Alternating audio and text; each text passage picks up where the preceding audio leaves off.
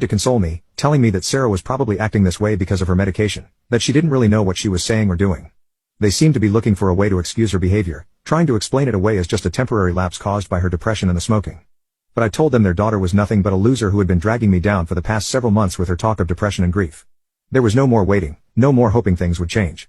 I had given everything I could to this relationship when she had only disrespected me time and time again. This time, I was going to put myself first.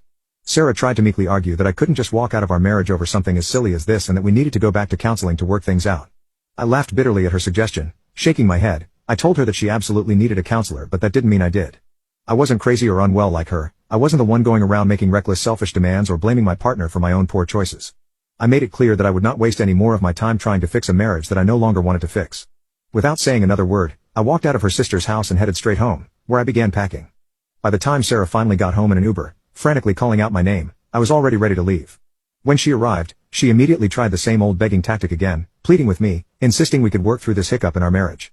She even tried to hold on to my luggage as a way to prevent me from walking out, but I informed her that if she stopped me from leaving then I would call 911 on her and make our divorce process even more difficult for her. I asked her firmly not to stop me from walking out with my things, and begrudgingly she let me. I quickly packed up my stuff and left to stay at a motel. Update 3, thank you everyone for your comments, I feel much better after reading them. Ever since that day I'm currently living out of a motel.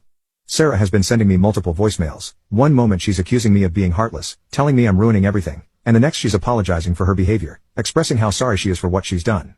It's been a constant emotional roller coaster, and it's clear she's trying to manipulate the situation, playing on my emotions to get me to reconsider, but at this point I'm not giving in. Her words don't change the fact that I've made a decision based on the person she's become, and I'm not going back to the way things were.